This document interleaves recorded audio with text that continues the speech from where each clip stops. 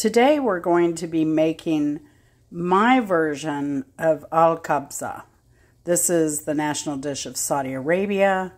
This is how I was taught to make it, mainly by poor college students that didn't have a lot of money for a lot of different spices and everything, especially fresh. So we're going to do it the way I was taught. I'm using a lamb leg because it's cheap right now. It's almost cheaper than beef in some cases. So I got a lamb leg, and it's pretty lean once you get into that meat, but I took some of the fat off, and I've rendered that fat because, you know what they say, fat is flavor.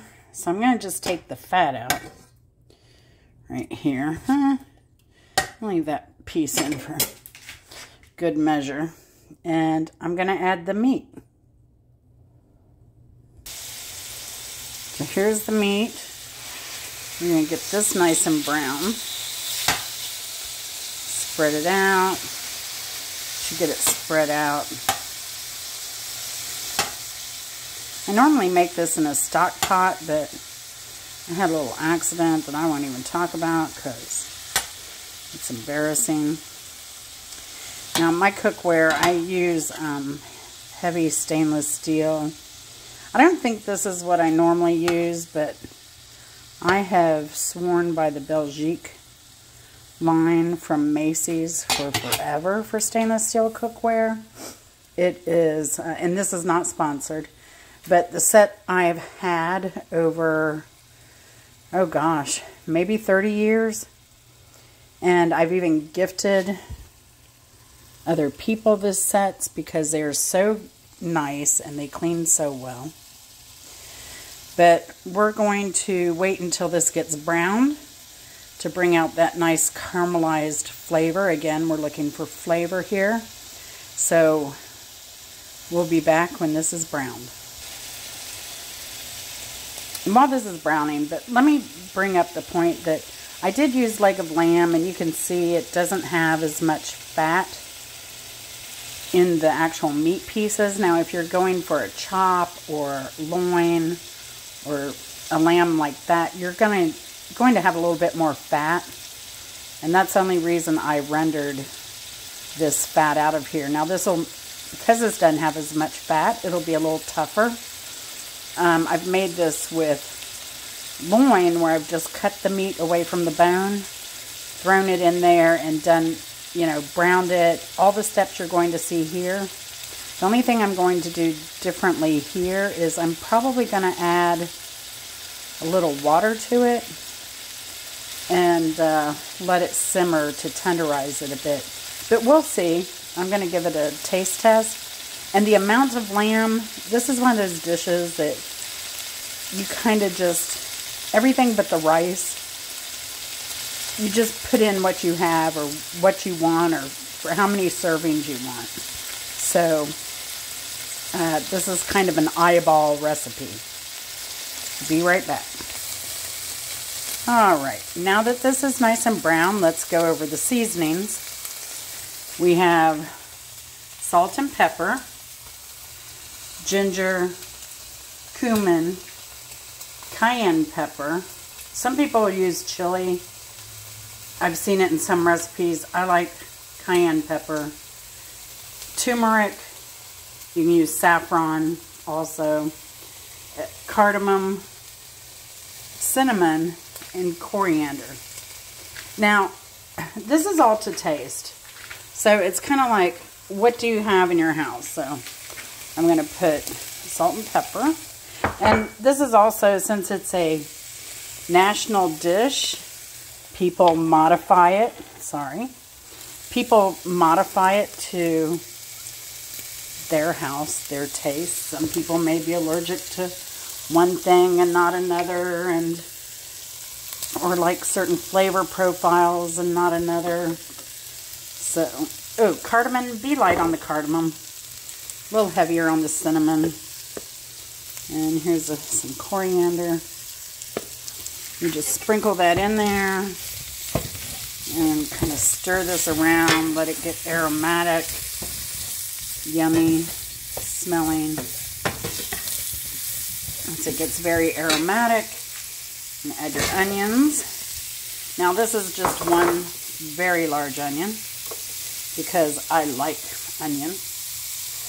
And we'll let that simmer. Now this will add some moisture in here too. Let that cook a little bit till it gets translucent, and we'll be back. Now, as these are getting to their translucent kind of state, don't worry about the spices sticking to the bottom. You just don't want your heat too high. Maybe at this point, maybe down to a medium. Kind of take it slow. Now keep your spices from burning. And we're going to add some tomato to this, and that acid will help bring all that yumminess up off the bottom of the pan and get it really nice. As soon as I put these spices in here, my husband said, it smells really good. And it definitely does. So we'll be back in a moment to put in some garlic and chopped fresh tomato. Okay, now you can see most of the onion are pretty translucent. I like a lot of garlic, so I'm going to add in, it's kind of like a heaping tablespoon, or, you know, spoon from the table. We're going to saute that a minute. You can see the moisture is starting to bring up some of that spice mix. Now the garlic you don't need to cook too long. And at this point I'm going to turn up the heat a bit and add my tomatoes in. This was freshly grown out of the garden. See how it just picks up all that spice almost immediately. It's really nice.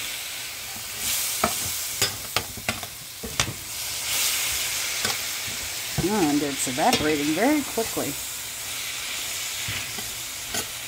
Kind of decided I'm not going to reduce this or add water to this and cook it any more than what it is right now. I think this is going to be fine.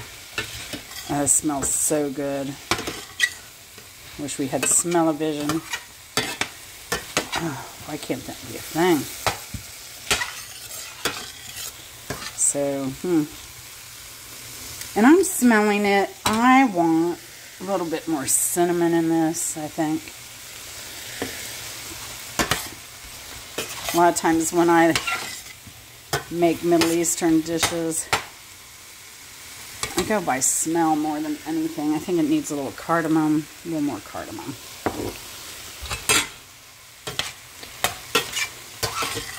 And I know if you've never made this dish, it's hard to, like, what does that smell like? Well, just kind of follow the guidelines. Once you make it once, then you can adjust it. Say, oh, I wish I'd put a little bit more of this or a little bit more of that. And again, if you don't like some of these seasonings, just leave them out. And what I like to do a lot of times with the Middle Eastern, North African foods that I cook, I really like a good mix of, sounds weird, I like it spicy, and I like it with a little bit of sweetness in it. I'm tempted to add some raisins or dates to this, but I'm just going to let it be. I can always put them on afterwards. Now to this, I'm going to add 2 cups of just washed rice. And I'm not crazy about this brand of rice, but let's get all that stirred together. Turn this down a little bit.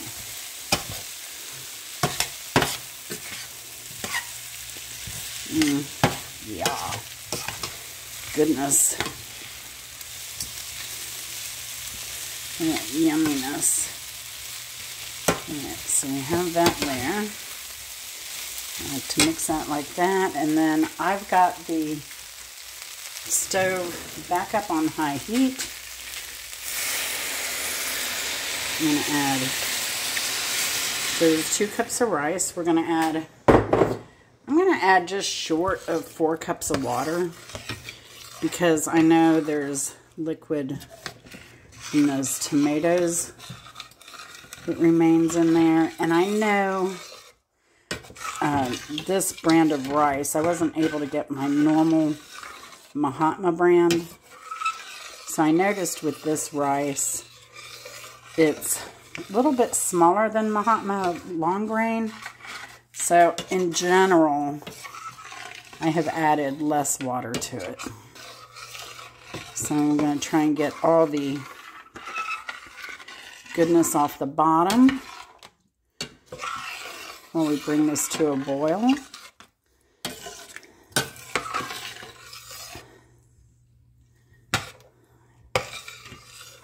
I think I had a little bit more. Make sure to get those edges right at the curve. Stuff tends to get stuck there.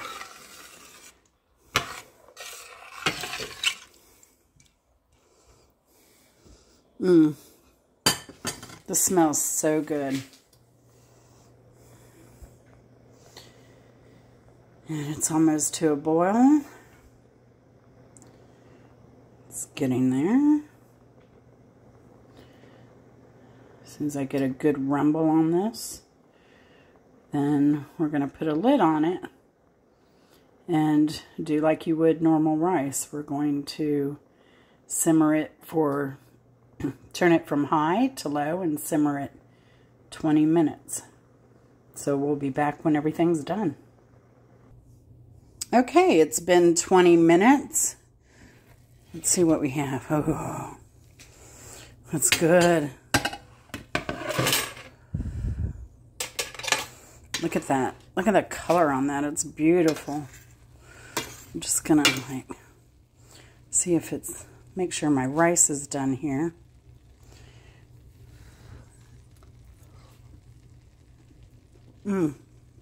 Wow.